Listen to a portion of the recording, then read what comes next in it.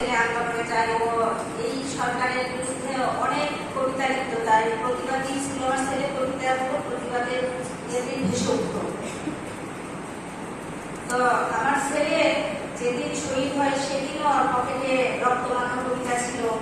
কবিতাটা শেষ মিলাই, রক্ত যখন দিয়েছি তো দেশে, রক্ত দিয়ে আবারও স্বাধীনতা আনবো।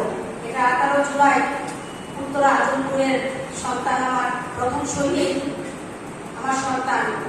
ও স্লোগান দিচ্ছিল, আবার গাজীপুর থেকে যারা আসছে তাদেরকে পানি খাওয়াইছে।